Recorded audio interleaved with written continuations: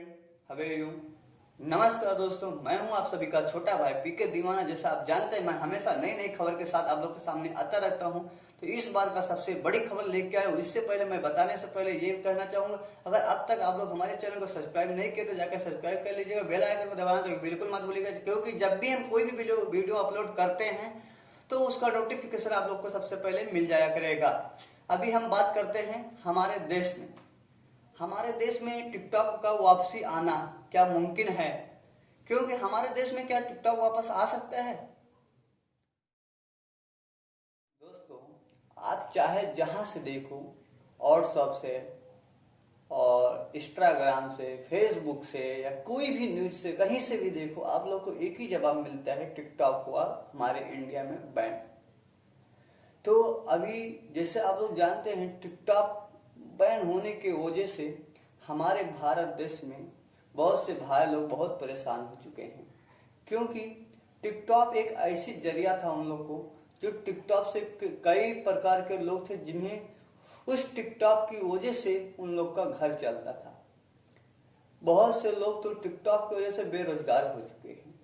तो क्या हम बात कर सकते हैं हमारे इंडिया में टिकटॉक क्या हमेशा के लिए बैन हो सकता है या फिर वापस आ भी सकता है? इसके बारे में हम लोग क्या उम्मीद कर सकते हैं, तो इसके बारे में हम आगे बढ़ते हैं। आगे आप लोग को हम विस्तार रूप से बताएंगे आखिर हमारे इंडिया में अगर टिकटॉक बैन हुआ तो उसकी क्या वजह हो सकती है, क्यों आखिर किया गया बैन। जैसे आप जानते, हमारे भारत सरकार ने 59 एप्स को, चाइनीज एप्स को किया है बैन।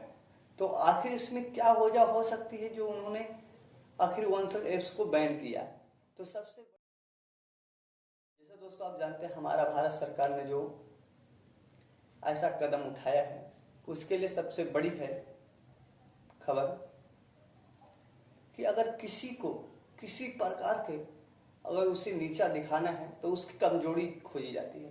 तो इसी प्रकार हमारे भारत सरकार ने सबसे पहले चाइना की कमजोरी खोजी, जो है उसका बिजनेस। तो उसका बिजनेस को बैन करके उसका एक नीचा दिखाने की हमारा सरकार ने कोशिश किया है।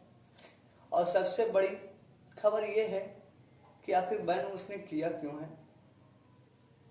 तो उसके लिए सबसे बड़ी खबर मैं आप लोग को लेके आया हूं।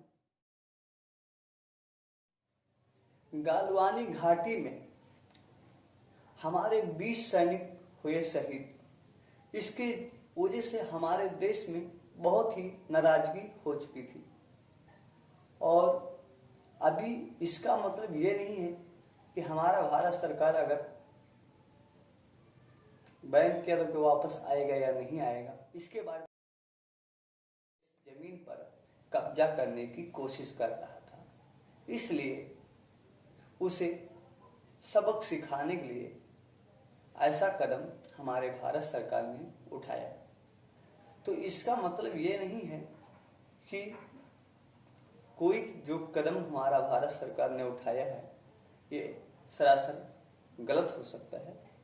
नहीं, हमारा भारत सरकार जो भी करेगा आपने फायदा हम सबके भलाई के लिए ही करेगा। तो आप लोग को डाउनग्रेड चिंता करने की कोई आवश्यकता नहीं है। हो सकता है बहुत जल्द ही 1 से 2 महीने में आपका टिकटॉक वापस आ भी सकता है, क्योंकि अभी भी हमारे भारत सरकार और चीन सरकार से दोनों में बातचीत चालू है। तो जब तक बातचीत चालू है तो इसका मतलब ये नहीं है, हमारे जो 20 सैनिक शहीद हुए हैं इस सिलसिले को लेकर बात अभी तक चल रही है। अगर कोई सोल्यूशन निकलता है तो हो सकता है वापस टिकटॉक हमारे इंडिया में चालू भी हो सकता है, आप लोग यूज भी कर पाएंगे। क्योंकि टिकटॉक पे भी बहुत से लोग ऐसे हैं कि 1.5-2 साल मेहनत किए हैं, इतना वो बनाए हैं, अभी क्या उनका 1.5-2 साल का मेहनत पे पानी फिर जाएगा? ऐसा नहीं हो सकता है। लेकिन जैसे मैंने आपको बताया, किसी को भी नीचा दिखाने के लिए उसकी कमजोरी खोजने की आवश्यकता होता है।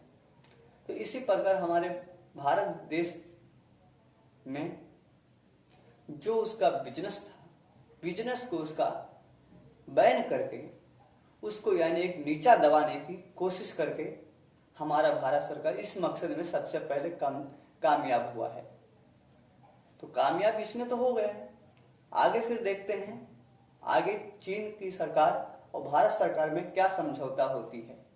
अगर कुछ समझौता होती है तो हो सकता है वापस टिकटॉक आ भी सकता है, और अगर समझौता नहीं हुई तो फिर वापस इंडिया में टिकटॉक आना तो नामुमकिन ही है। तो अगर हमारी आप लोग को खबर अच्छी लगी तो अपना लाइक, कमेंट और शेयर करें, और हमारे चैनल को सब्सक्राइब करना तो बिल्कुल मत भूलिएगा। जय हिंद।